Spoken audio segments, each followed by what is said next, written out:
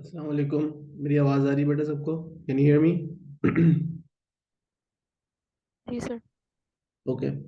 सो sound का chapter हम कर रहे थे कंप्लीट और ऑलमोस्ट हो गया था। सिर्फ एक चीज़ हमने उसमें छोड़ी थी, इफ यू रिमेंबर, जो था स्पीड ऑफ साउंड का एक्सपेरिमेंट। राइट। सो अगर हम वापस चले जाएं और क्विकली रिव्यू करें सारे चैप्टर को, तो हमने इसमें क्या क्या चीज़ें कवर कर ली थी। और did we cover the speed of sound experiment as well? मुझे लग रहा है कि हमने स्पीड ऑफ साउंड वाला एक्सपेरिमेंट अभी कवर नहीं किया था। सही बोल रहा हूँ मैं? सर कर लिया था मेरे ख्याल से। Okay, let's just quickly review. एक मिनट रुको। मुझे लग रहा है कि हमने स्पीड ऑफ साउंड का एक्सपेरिमेंट ही छोड़ा था। एक सेकंड रुको।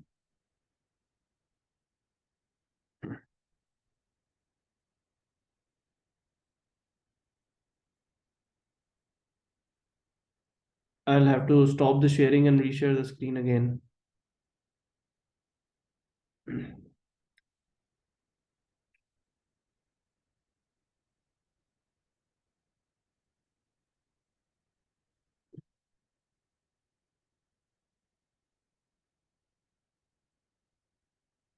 राइट। तो जो चीज़ें हमने कर ली थी वो मैं आपको जल्दी जल्दी बता देता हूँ। हमने ये पढ़ लिया था कि sound is produced by vibrating sources. हमने ये पढ़ लिया था sound is a longitudinal wave with compressions and rarefactions. और ये कि कंप्रेशंस में प्रेशर हाई होता है, जबकि रेयरफैक्शंस में जो प्रेशर है वो लो होता है। राइट। ये बात हमने पढ़ी थी। इसके बाद हमने ये देख लिया था कि sound needs a medium to travel.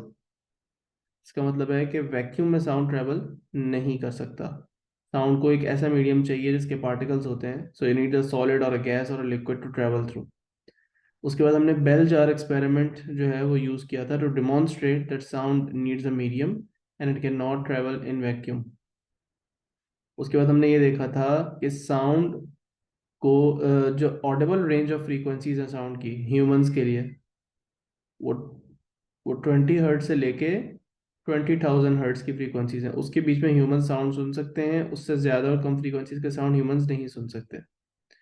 और हमने ये देखा था कि इससे हायर फ्रीक्वेंसी के जो साउंड्स होते हैं इसको अल्ट्रासाउंड कहते हैं। यार ये स्क्रीन जो है ना आज पता नहीं स्टक हो रही है थोड़ी सी। I am on some other page और आपको कुछ और पेज नज़र आ रहा है। ये बहुत बड़ा मसला चल रहा है। एक मिनट दो मुझे ज़रा। Let me try and fix this.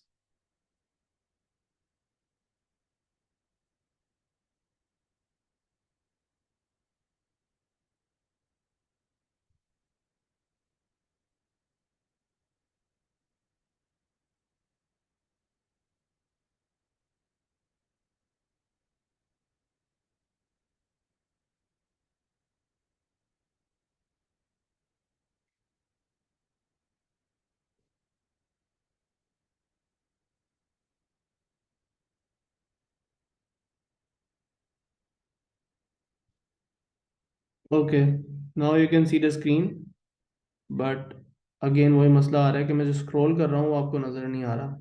It stay stuck on one page. एक मिनट दो मुझे। मैं अपने इंटरनेट स्विच करूँगा। आई गेस इंटरनेट की वजह से ये मसला आ रहा है।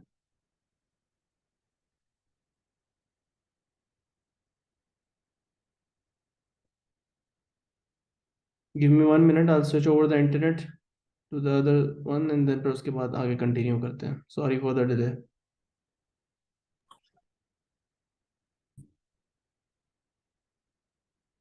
सो हमने जो जो चीज़ें कवर कर ली थी वो मैं बता रहा था। Sound is a longitudinal wave.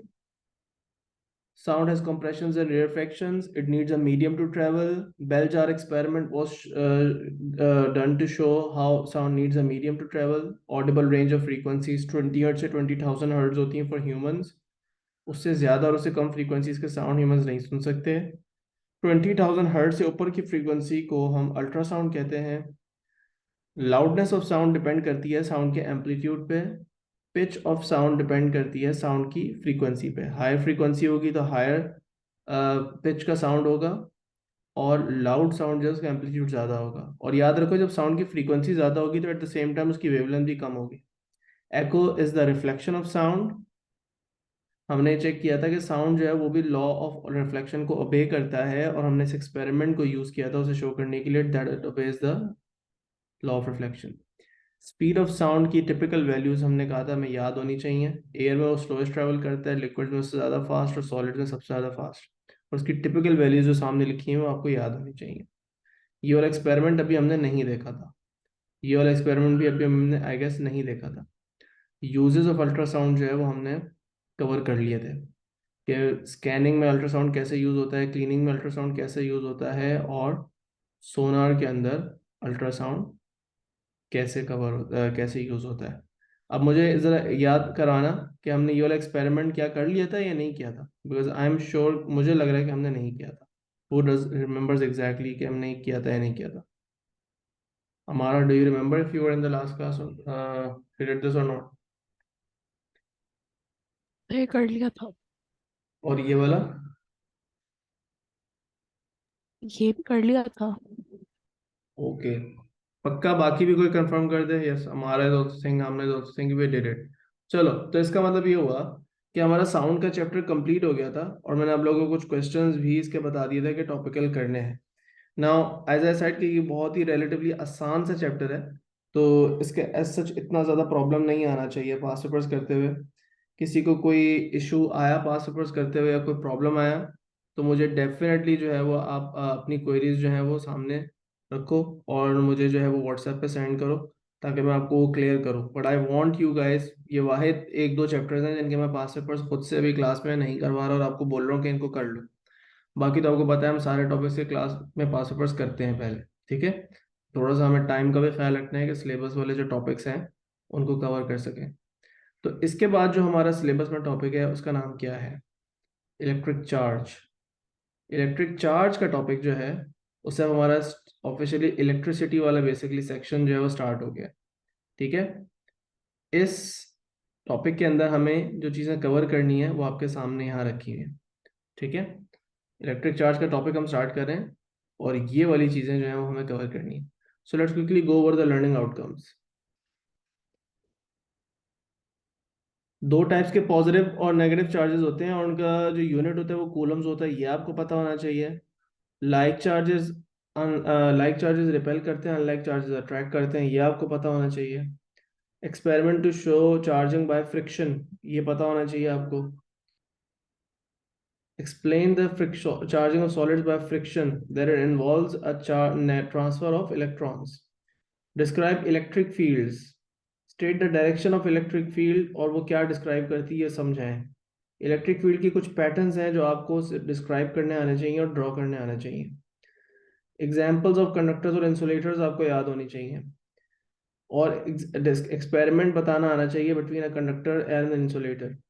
Recall and use a simple electron model to explain the difference between conductors and insulator। बहुत ही इजी चैप्टर है ये, ठीक है? तो ये बहुत ही ज़्यादा आसान क्वेश्चन है। आमिना, ऑसिलोस्कोप का एक पूरा, क्योंकि सेपरेट चैप्टर्स है ना, तो उसके लिए उस टाइप के क्वेश्चन मैंने उसके लिए छोड़े हुए हैं, ठीक है? तो हम डेफिनेटली वो बाद में कर सकते हैं, but still send them to me if you have are having problems with them, if you want to do them मुझे भेज देना, मैं आपको करवा दूंगा, ठीक है? कोई इशू नहीं है। चलो, अब हम इस चैप्टर को स्टार्ट करते हैं। सो चार्ज होता है दो टाइप का, पॉजिटिव, नेगेटिव। पॉजिटिव और नेगेटिव का मतलब ये नहीं है कि पॉजिटिव जो है वो ज्यादा होता है और नेगेटिव कम होता है, that does not what it means.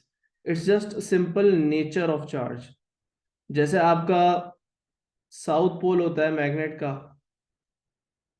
और एक नॉर्थ पोल होता है, बिल्कुल उसी तरह जो है वो आपके पॉजिटिव और नेगेटिव चार्जेस एग्जिस्ट करते हैं। इसका मतलब ये नहीं है कि positive is bigger than negative in any way, ठीक है?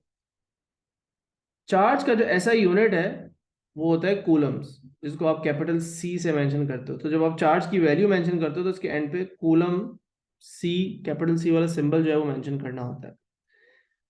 चार्ज पार्टिकल्स, जिन जो फंडामेंटली चार्ज पार्टिकल्स हैं उनके नाम आपको पता होने चाहिए, जो कि हमारे एटम में होते हैं। हमारे एटम में होता है इलेक्ट्रॉन, इलेक्ट्रॉन पे होता है नेगेटिव चार्ज, और होता है प्रोटॉन, प्रोटॉन पे होता है पॉजिटिव चार्ज। इलेक्ट्रॉन और प्रोटॉन पे जो चार्ज की वैल्यू है वो है 1.6 टाइम्स 10⁻⁹। इसका मैग्नीट्यूड देखो, दोनों पे सेम वैल्यू है चार्ज की। ये ऊपर वाली वैल्यू और नीचे वाली वैल्यू इक्वल है मैग्नीट्यूड में, सिर्फ फर्क क्या है कि इलेक्ट्रॉन नेगेटिव है, प्रोटॉन पॉजिटिव है। So electron and protons are oppositely charged and they have an equal value of charge on each other. ये जो वैल्यू ऑफ चार्ज है ना 1.6 टाइम्स 10 टू द पावर -19, इसको हम एलिमेंट्री चार्ज कहते हैं, मतलब इसको हम ई से रिप्रेजेंट करते हैं। तो इस वैल्यू ऑफ चार्ज को मैं कह रहा हूं simply 1 E, 1 multiplied by E, और ई जो है वो इस वैल्यू को कहते हैं। सो अगर मेरे पास वैल्यू ऑफ चार्ज इतनी है तो आई कैन कॉल इट 1 ई। जैसे यहाँ पे लिखा हुआ है मैंने, इलेक्ट्रॉन पे चार्ज की वैल्यू कितनी है, -1 ई। प्रोटॉन पे चार्ज की वैल्यू कितनी है, +1 ई। Got it. अब 2 ई का मतलब क्या होगा, 2 मल्टीप्लाइड बाय यही वैल्यू मल्टीप्लाइड बाय 2 कर दो तो कितना आ जाएगा, 3.2 इंटू 10 की पावर -19। 3 ई का क्या मतलब हो जाएगा, 3 ई का मतलब हो जाएगा 3 मल्टीप्लाइड बाय दिस नंबर, तो यहाँ पे आ जाएगा 4.8 into 10 to the power -19 coulombs. ठीक है, तो ये बहुत ही आसान सी चीज है कि आपको ई, एलिमेंट्री चार्ज और कूलम्स के बीच में कन्वर्ट करना आना चाहिए। सिंपल मल्टीप्लिकेशन और डिवीजन का केस है ये।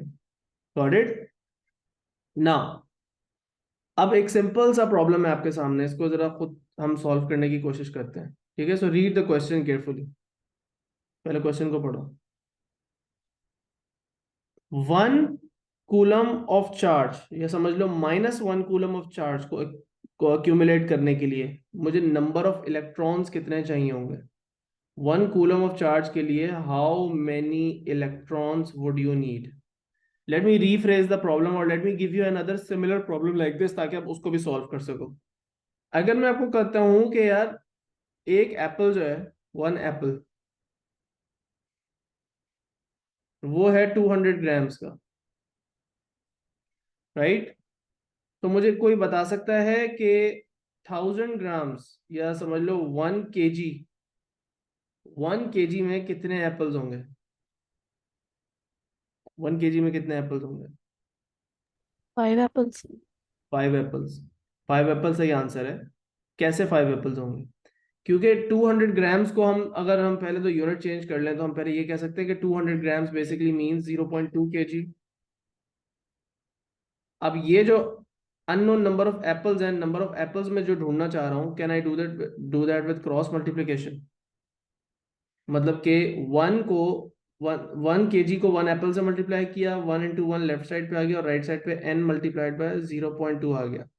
अगर आपने n निकालना है तो आप सिंपली 1 डिवाइडेड बाय 0.2 कर दोगे। मतलब सिंपली एक डिवीजन का प्रॉब्लम बन गया ये। और 1/0.2 होता है 5 एप्पल्स।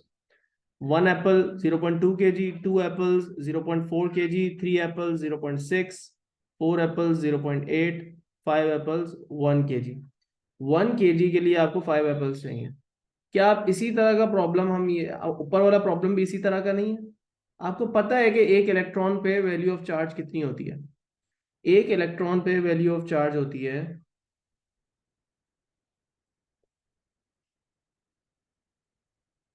एक इलेक्ट्रॉन पे वैल्यू ऑफ चार्ज कितनी होती है, 1.6 इंटू 10 टू द पावर -19। तो अगर आपको 1 कूलम ऑफ चार्ज चाहिए तो आपको n नंबर ऑफ इलेक्ट्रॉन्स चाहिए। तो n नंबर ऑफ इलेक्ट्रॉन्स कैसे आएंगे, जब आप क्रॉस मल्टीप्लाई कर लोगे। सो आप यहाँ पे लिख दोगे 1 मल्टीप्लाइड बाय 1 लेफ्ट साइड पे, और राइट साइड पे n multiplied by 1.6 times 10 to the power -19, और 1 divided by 1.6 times 10 to the power -19। तो n की वैल्यू क्या आती है, जल्दी से कैलकुलेट करें और मुझे बताएं। अब हमारे पास n की वैल्यू क्या आ रही है।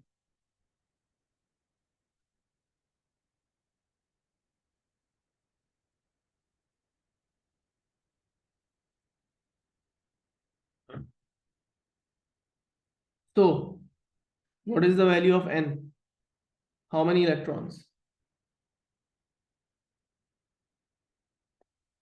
6.25 into 10 raised to power 18.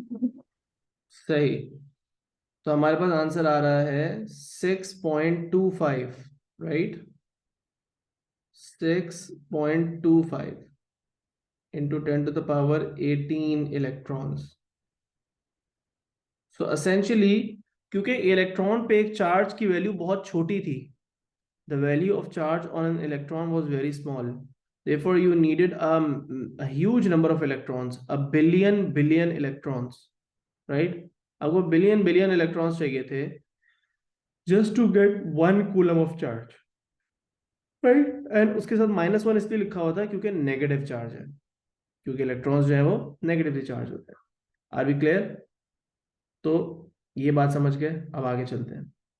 हमारे पास हमें पता है कि चार्ज पार्टिकल किधर होते हैं. एटम के अंदर जो सब एटॉमिक पार्टिकल्स होते हैं वो चार्ज होते हैं. Atom has 3 types of particles, proton, neutrons और इलेक्ट्रॉन्स. इसमें से प्रोटॉन्स जो होते हैं वो पॉजिटिवली चार्ज होते हैं in the nucleus. Neutrons are neutral, they have no charge, they are also in the nucleus. And electrons are orbiting the nucleus and they are negatively charged. Atom हमारा neutral क्यों होता है?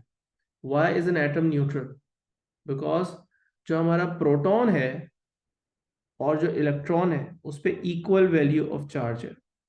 And secondly, the number of protons in the nucleus is equal to the number of electrons in that atom that are orbiting the nucleus. इसका मतलब ये हुआ कि जो जितना भी चार्ज होगा एक एटम पे पॉजिटिव, उतना ही नेगेटिव चार्ज भी होगा उस एटम पे.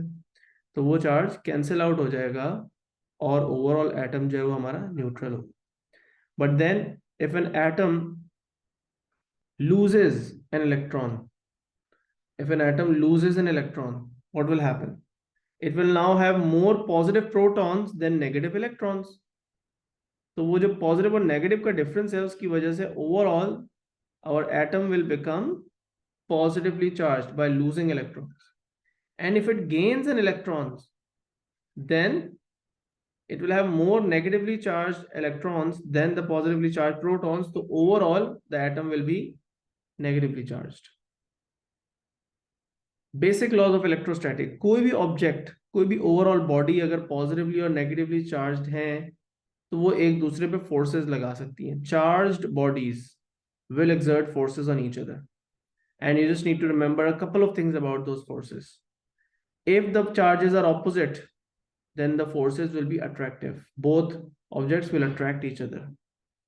If the charges are like charges, जैसे दोनों पे पॉजिटिव चार्ज है या दोनों पे नेगेटिव चार्ज है, then they will repel each other. अब आपको दो बातें जो याद रखनी है वो क्या है? सवाल आपसे करता हूं और आपने इसका जवाब सोच समझ के देना है. अगर मैं कहता हूं कि यार इस पे पॉजिटिव वैल्यू ऑफ चार्ज जो है वो ज्यादा है कंपेयर टू इस पे जो नेगेटिव वैल्यू ऑफ चार्ज है, मतलब कि दूसरा वाला बॉडी जो है उस पर ज्यादा चार्ज स्टोर्ड है और पहली वाली नेगेटिव वाली बॉडी पे चार्ज कम स्टोर्ड है, तो कौन ज्यादा फोर्स किस पे लगाएगा? F1 वाली फोर्स ज्यादा होगी या F2 वाली फोर्स ज्यादा होगी? जो पॉजिटिव नेगेटिव पे फोर्स लगा रहा है वो ज्यादा होगी या नेगेटिव पॉजिटिव पे जो फोर्स लगा रहा है वो ज्यादा होगी? तो याद अब यहाँ पे क्या रखना है, यहाँ पे जो मिसकॉन्सेप्शन आती है उसको अब क्लियर करना है. Both of these forces will be equal. दोनों फोर्सेस क्या होंगी? Equal. That comes from one of the laws that you have studied before, Newton's third law. Both objects will apply equal and opposite forces on each other, no matter which one is bigger, which one is smaller, which one is more charge, which one has less charge. ठीक है, क्योंकि जो force की value है वो actually दोनों के charge के को मल्टीप्लाई करके आ रही होती है. तो इसलिए मल्टीप्लिकेशन में अगर लेट्स सपोज इस पे 5 कूलम का चार्ज है और इस पे 3 कूलम का चार्ज है, तो 5 मल्टीप्लाई बाय 3 बेटा 15 होता है. तो अब 15 इसके लिए भी वो 15 से रिलेटेड वो फोर्स होगी. लाइक एग्जैक्ट मल्टीप्लाई करके नहीं आती, there is a whole formula, but the formula is something that you don't need to remember for this syllabus. Still multiplication पे डिपेंड कर रही होती है वो फोर्स, दोनों चार्जेस के प्रोडक्ट पे डिपेंड कर रही होती है. सो चाहे किसी पे भी बड़ा चार्ज हो, किसी पे भी छोटा वाला चार्ज हो, दोनों पे फोर्स इक्वल एंड ऑपोजिट होगी. नो आमना जो बॉडी का ग्रेटर मास है वो ज्यादा फोर्स फिर भी एक्सर्ट नहीं करती. इवन मासेस वाले केस में जो पुश और पुल वाली फोर्स होती है, एक ऑब्जेक्ट दूसरे ऑब्जेक्ट पे जो फोर्स लगाता है और जो दूसरा ऑब्जेक्ट पहले ऑब्जेक्ट पे फोर्स लगाता है वो हमेशा इक्वल एंड ऑपोजिट होती है. And this is Newton's third law and this is evident everywhere. अगर न्यूटन थर्ड लॉ की रिवीजन का हमें मौका मिलेगा या आप मेरी न्यूटन थर्ड लॉ वाली वीडियो देखोगे जाके, तो आपको ये बात दोबारा से क्लियर हो जाएगी. ठीक है. लास्टली एक और बात जो है आपने याद रखनी है कि जो दोनों ऑब्जेक्ट्स एक दूसरे पे फोर्स लगा रहे हैं अगर इस डिस्टेंस को दोनों के बीच में आप इंक्रीज करते जाओ, दोनों के बीच में इस डिस्टेंस को आप बढ़ाते जाओ, तो फोर्स जो है वो वीक होती जाएगी. The force will decrease as the distance between the charges increase. The closer they are to each other, the stronger the forces will be. अब ऑब्जेक्ट्स जो हैं वो चार्ज्ड हैं या नहीं है, उनको चेक करने का तरीका क्या है और कैसे ऑब्जेक्ट्स चार्ज हो सकते हैं. पहले इस बात को करते हैं, फिर ऊपर जाके दोबारा ऊपर वाला एक्सपेरिमेंट देखते हैं. दो तरह के मटेरियल्स होते हैं. We can categorize all the materials into two categories: conductors and insulators. Conductors को हम कहते हैं कि दे कैन कंडक्ट इलेक्ट्रिसिटी, मतलब उनमें चार्ज फ्लो कर सकता है, चार्ज फ्लो कर सकता है. और insulators can not conduct electricity, मतलब उसमें चार्ज फ्लो नहीं कर सकता. कंडक्टर में चार्ज क्यों फ्लो कर सकता है, ये आपको मेन डिफरेंस याद रखना है. कंडक्टर्स जिसमें यूजुअली आपके मेटल्स आ जाते हैं, they have free delocalised electrons. तो जब ये इलेक्ट्रॉन्स जो हैं फ्लो कर सकते हैं, ये जो फ्री इलेक्ट्रॉन्स हैं वो मूव कर सकते हैं, that is the reason why conductors can conduct electricity, because it's the flow of electrons which results in the current. जबकि जो इंसुलेटर्स हैं, they do not have free electrons. Electrons are not free to move, they are very tightly held together by the atoms. So क्योंकि electrons उसमें move ही नहीं कर सकते, freely नहीं move कर सकते, तो उसमें फ्लो ऑफ चार्ज नहीं हो सकता, वो करंट नहीं उसमें फ्लो कर सकता. जितने भी नॉन मेटल्स हैं, जितने भी नॉन मेटल्स हैं सिवाय ग्रेफाइट के, majority of them are insulators. Wood, plastic, glass, ebonite, rubber, ये सब insulator.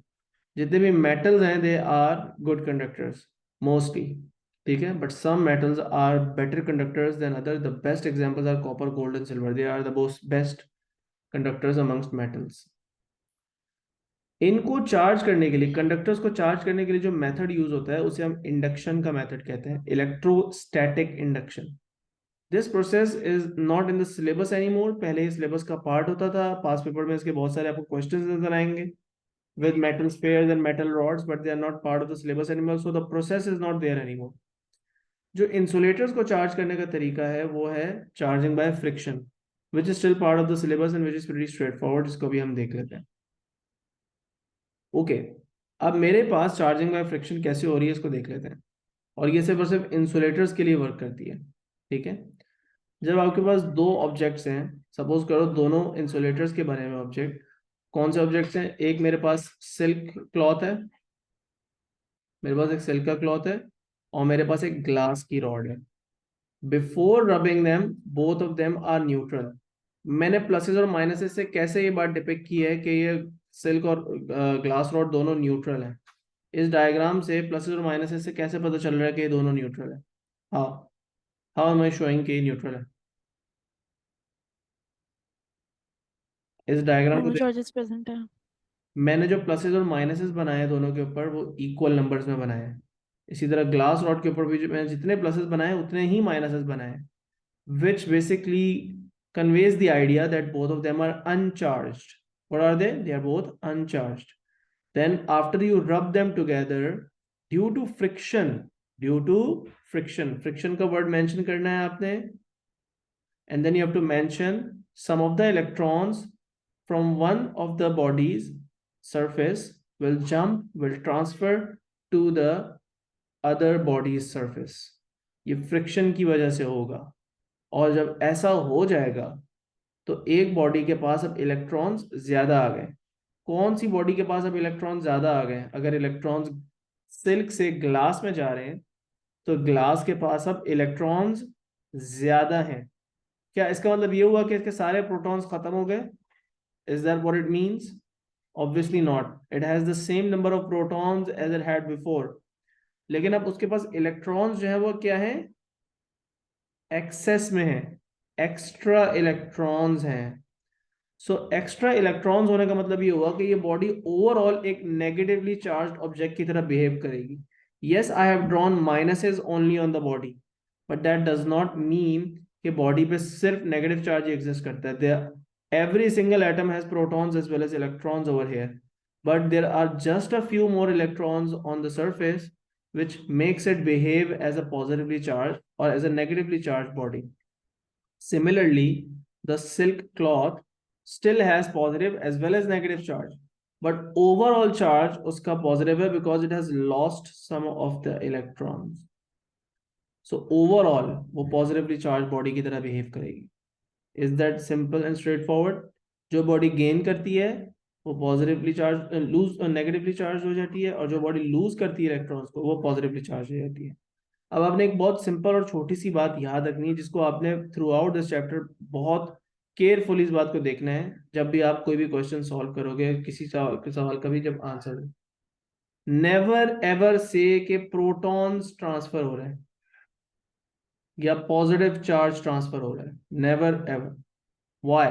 Because in your atom, the protons are very tightly held together in the nucleus. Protons cannot escape the nucleus unless the conditions are extreme. तो ये जो normal friction वगैरह होती है, rubbing होती है, इससे प्रोटॉन्स कहीं भी नहीं जा रहे होते.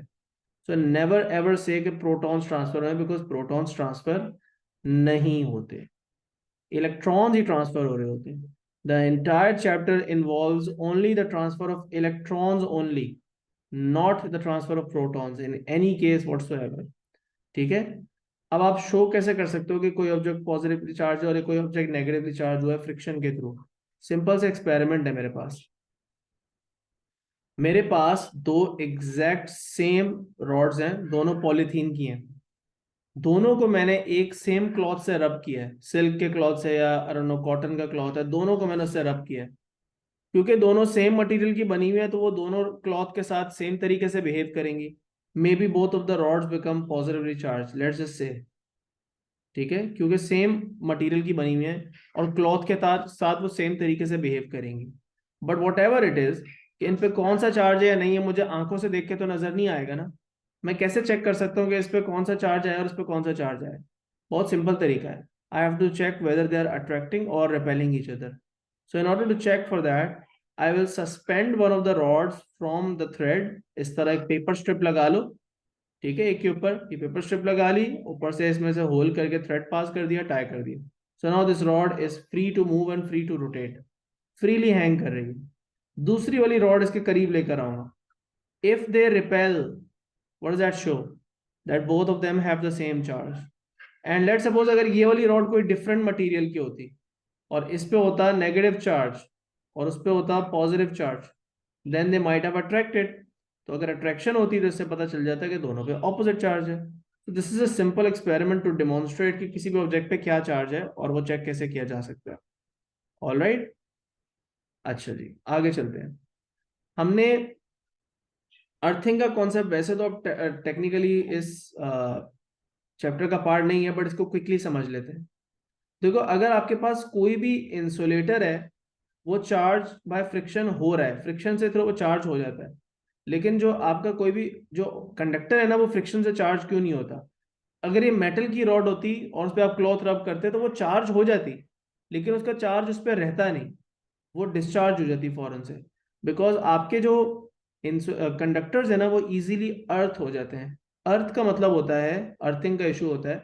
अर्थिंग का मतलब ये है कि it is a process of connecting an object to the ground via a conductor. Maybe wire के थ्रू, या आपने अगर किसी चीज को हाथ में भी रखा हुआ है, अगर आपने किसी चीज को हाथ में भी रखा हुआ है कंडक्टर को, तो let suppose you are this person who is touching this object. आप यहाँ पे खड़े हो, आपके पांव जमीन पे हैं, आपने इस ऑब्जेक्ट को अगर टच किया हुआ है, तो electrons can flow through your body from the earth towards the sphere और from the sphere towards the earth. मतलब your body is actually a conductor. अब यहाँ पे मैंने सिंपली एक वायर दिखाई है, बट इफ दे से कि कोई बंदा इसको टच कर रहा है, इसका मतलब यही है कि आप उसे अर्थ कर रहे हो. अब आपने समझना है कि अर्थ के थ्रू जो कंडक्टर्स हैं वो डिस्चार्ज कैसे होते हैं. अगर आप किसी कंडक्टर को चार्ज कर भी देते हो ना, तो आपके हाथ में वो होता है तो वो क्विकली डिस्चार्ज हो जाता है. तो हो कैसे रहा है, इस बात को समझो. अब डिस्चार्जिंग कैसे हो रही है, बात सारी सिंपल सी ये है कि हम पहले अर्थ को समझ लें कि जो हमारा अर्थ है ना, वी कैन ट्रीट इट और we can think of it as a sea of electrons और we can think of it as a sink of electrons. Sea of electrons मतलब it has an unlimited number of negative free electrons जो कि आपकी body को दे सकता है. अगर आपकी बॉडी पॉजिटिवली चार्ज है, So it has a deficiency of electrons, right? इसके पास electrons कम है. So if in order to become neutral, the body will attract electrons towards itself. ऐसा ही होगा. तो इसको देखो, मैंने इसको अर्थ किया. अर्थ का ये सिंबल होता है, ये जो सिंबल बनाया हुआ ना मैंने, 3 lines, one large, then a medium line and then a small line. This is symbol is called earthing और ग्राउंडिंग.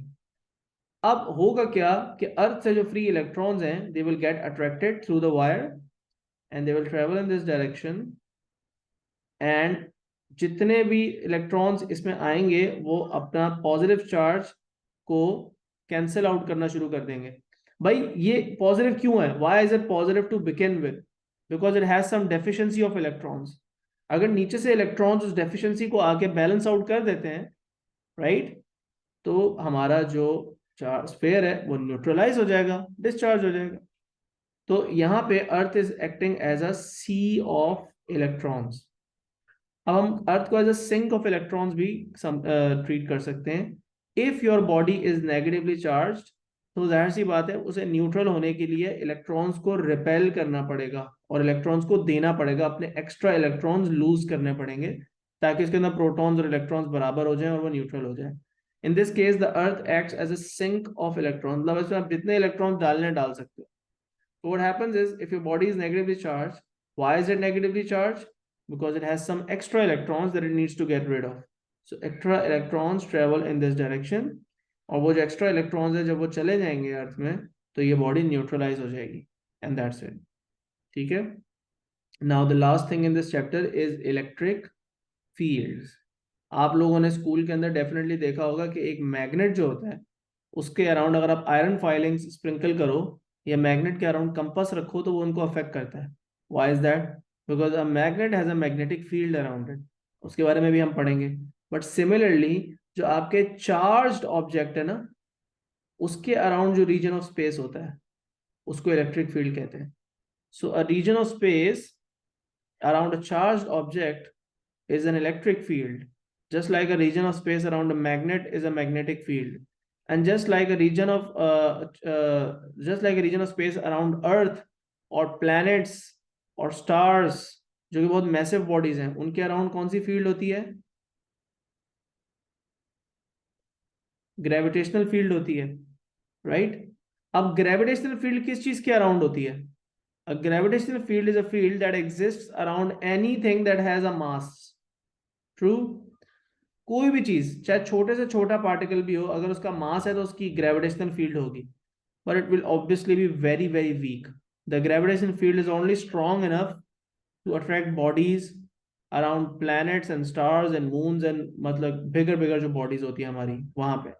बाकी चीजों की जो ग्रेविटेशनल फील्ड होती है वो बहुत वीक होती है और नेग्लिजिबल होती है.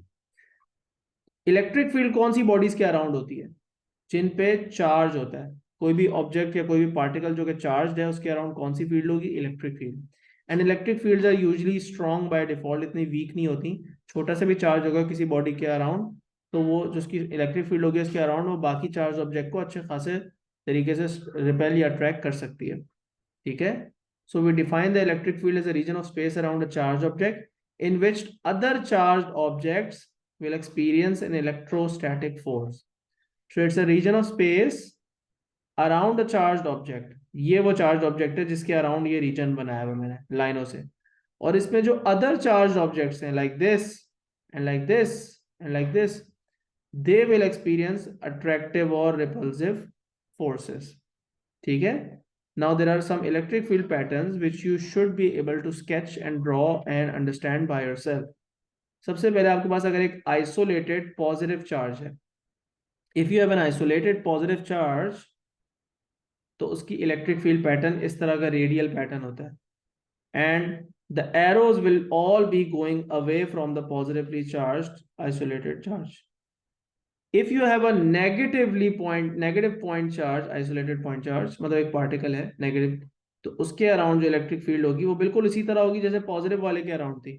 But only difference is that all the arrows will be pointing inwards. ठीक है? Now I will explain what the arrows mean in a minute. I will explain what the arrows are representing in a minute. और इन arrows को समझना बहुत जरूरी है. उसके लिए हमने ये छोटे छोटे ग्रीन ऑब्जेक्ट्स बनाए हुए, और ये हमें अंडरस्टैंड करने में मदद करेंगे कि एरोस क्या रिप्रेजेंट कर रहे हैं, और ये आपने याद रखना है। इस चैप्टर का सबसे मेन पॉइंट यही है कि एरोस क्या रिप्रेजेंट कर रहे हैं। अगर आपके पास एक पॉजिटिवली चार्ज पार्टिकल है और एक नेगेटिवली चार्ज पार्टिकल है और दोनों पे इक्वल चार्ज है, तो उनके बीच में इलेक्ट्रिक फील्ड पैटर्न इस तरह का होगा।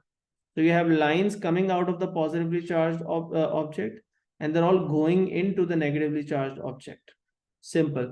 Lines should never touch and cross each other. ठीक है।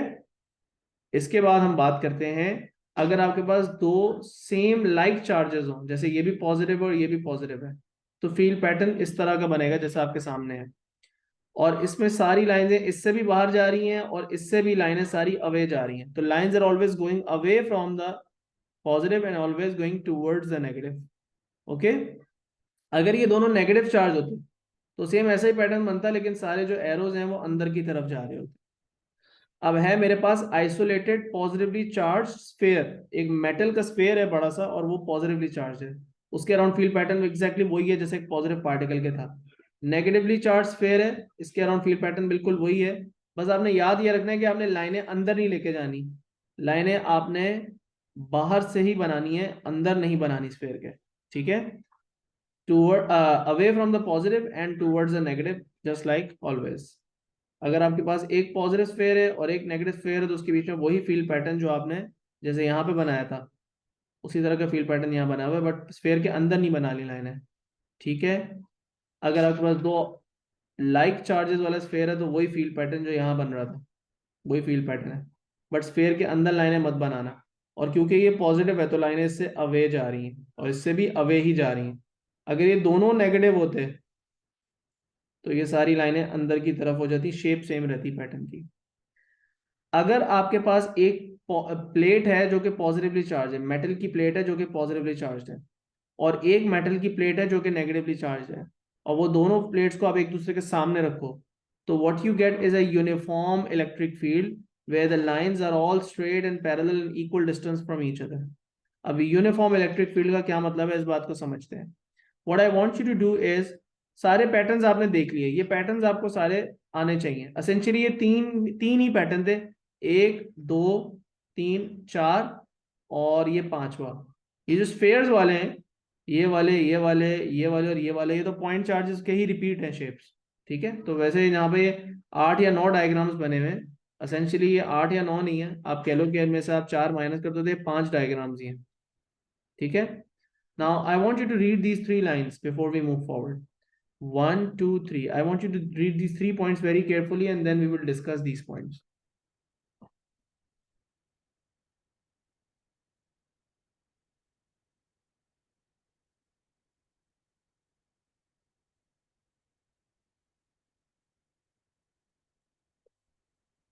दो मिनट लो इन पॉइंट्स को रीड।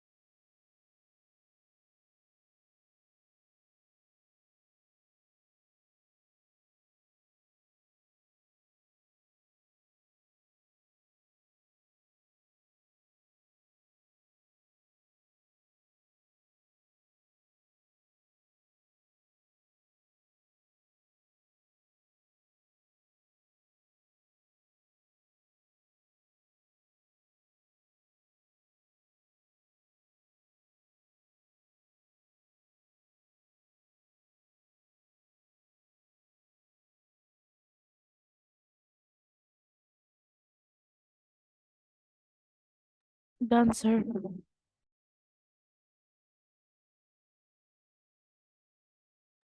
All right. तो अब ये पॉइंट्स जो हैं इनका क्या मतलब है, और इसमें सबसे इंपॉर्टेंट पॉइंट जो है वो हमारा पहला वाला पॉइंट है। ठीक है। तो इसको भी हम समझते हैं और सारे डायग्राम्स के थ्रू समझते हैं। ठीक है।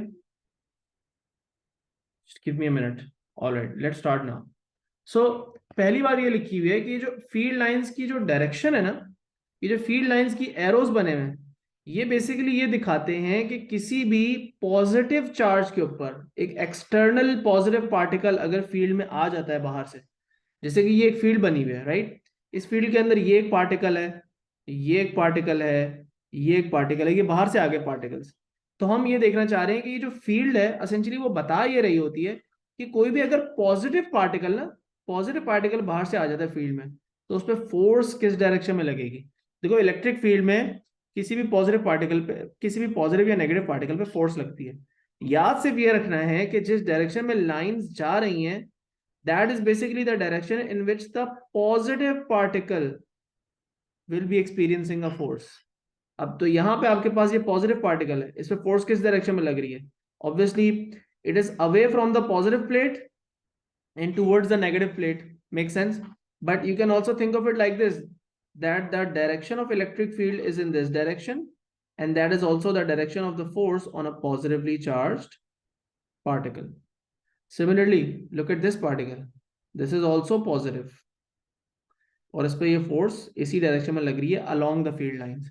So on a positive charge, the direction of force will always be shown by the field lines themselves. All right? एक और चीज जो आपको याद रखनी है कि अगर पार्टिकल हो negative, like this, if let's say a negatively charged dust particle or maybe an electron is over here, तो नेगेटिव पार्टिकल पे जो फोर्स लगेगी वो opposite to the field lines होगी। सो पॉजिटिव पार्टिकल पे फोर्स लगेगी along the field lines और with the field lines, और नेगेटिव पार्टिकल पे फोर्स लगेगी opposite to the field lines. So यहाँ पे अगर कोई नेगेटिव पार्टिकल है, इस पे यूं फोर्स लगेगी, यहाँ पे अगर कोई नेगेटिव पार्टिकल मैं छोड़ दूं, उस पे यूं फोर्स लगेगी। Are we clear about that? Simple सी बात है, ठीक है, इस बात को याद रखना है। सेकेंडली, मैंने यहाँ पे वर्ड यूज किया था यूनिफॉर्म का, और यहाँ पे बेसिकली मेंशन किया हुआ है कि distance between the field lines indicates the strength of the field.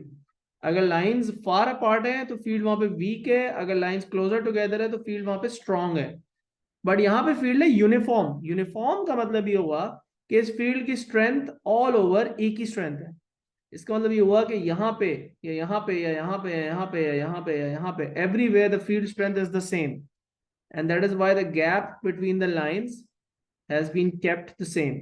अगर मैं आपसे पूछूं कि इस पार्टिकल पे ज्यादा फोर्स लगेगी या इस पार्टिकल पे ज्यादा फोर्स लगेगी, if these two particles have an same amount of charge, इस पे भी let suppose 2 coulomb of charge है और इस पे भी 2 कूलम ऑफ चार्ज है, ज्यादा फोर्स किस पे लगेगी, ऊपर वाले पे या नीचे वाले पे? इसका क्या जवाब होना चाहिए? क्योंकि मैं कह रहा हूं कि फील्ड स्ट्रेंथ यूनिफॉर्म है, इसका मतलब फील्ड की स्ट्रेंथ यहाँ पे और यहाँ पे बराबर है। इसका मतलब है कि ये वाली जो फोर्स लग रही है और ये वाली जो फोर्स लग रही है वो सेम होगी if the two particles are also identical. If they have the same amount of charge, तो फील्ड भी उस पर उतने ही फोर्स लगाएगी। ऑलराइट, सो फील्ड स्ट्रेंथ हर जगह यहाँ पे इक्वल है। ये मिसकॉन्सेप्शन नहीं रखनी कि प्लेट्स के करीब फील्ड ज्यादा स्ट्रॉन्ग है और प्लेट्स के बीच में जो है वो फील्ड थोड़ी वीक है। No no no. ओके, अब यहां पे देखो फील्ड कहां पे स्ट्रॉन्ग है, near the spheres the field is stronger, and in between the field is basically weak and very weak, and right at the centre the field strength is basically zero. Field strength कैसे zero होगी? क्योंकि positive particle की अपनी जो field होती है वो away from it होती है, तो दोनों की फील्ड यहाँ पे ऑपोजिट डायरेक्शन में जा रही थी और वो यहाँ पे बिल्कुल इक्वल एंड ऑपोजिट हो गई, तो यहाँ पे फील्ड स्ट्रेंथ बिल्कुल कैंसिल आउट हो गई। इसलिए बीच में इतना बड़ा गैप है और यहाँ पे बीच में जो फील्ड है वो बहुत वीक है। यहाँ पे फील्ड थोड़ी सी फिर भी स्ट्रांग है because the lines are closer together. यहाँ पे इसमें फील्ड स्ट्रांग है। अगर मैं कंपेयर करूँ इस जगह पे इस रीजन को और इस रीजन को, तो फील्ड कहाँ पे ज्यादा स्ट्रांग है? डेफिनेटली यहाँ पे ज्यादा स्ट्रांग है, ठीक है। इसी तरह मैं कहूँगा यार फील्ड यहाँ पे ज्यादा स्ट्रांग है या यहाँ पे ज्यादा स्ट्रांग है? So obviously closer to the sphere where the gaps are smaller between the lines, that's where the field is stronger. Away, as you go far away from the sphere where the gap between the lines increase, the field is weaker. यहाँ पे अगर मैं बात करूं तो यहाँ पे वही बात रिपीट हो रही है, ठीक है। अगर मैं आपसे बोलूं यार ये एक पॉजिटिवली चार्ज पार्टिकल बना हुआ है यहाँ पे, इस पे फोर्स कितनी लगेगी, तो इस पे फोर्स नहीं लगेगी, no force on this one, because ये दोनों के बिल्कुल बीच में रखा हुआ है, राइट। तो यहाँ पे फील्ड स्ट्रेंथ जीरो होगी तो इस पर कोई फोर्स भी नहीं लगेगी। बट अगर ये पॉजिटिव पार्टिकल थोड़ा सा यहाँ करके रखा होता तो इस पे फोर्स लगती, और अगर थोड़ा सा यहाँ करके रखा होता तो इस पे फोर्स लगती।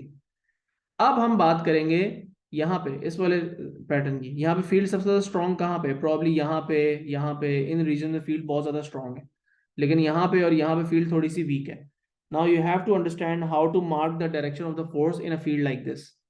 तो मैंने आपके सामने कुछ पॉजिटिव पार्टिकल्स बनाए हैं, ये नजर आ रहे हैं आपको, ये एक पॉजिटिवली चार्ज पार्टिकल है। अब इसे फोर्स की डायरेक्शन कैसे बनाई है मैंने, देखो फील्ड लाइन कैसे जा रही है, कर्व लाइन जा रही है यूं। और हमने पढ़ा था कि फोर्स की direction on a positive particle is along the field line. तो ये कर्व जा रहा है, इस कर्व का आपने क्या बना लिया, एक टेंजेंट बना लिया, देख रहे हो, एक सीधी लाइन बना ली which basically just follows the curve at that point. So एक टेंजेंट बना लिया, टेंजेंट टू द कर्व बना लिया, और वो टेंजेंट विद द एरो जा रहा है, मतलब ये एरो यूं जा रहा है, तो हमारी फोर्स भी इसी डायरेक्शन में जा रही है।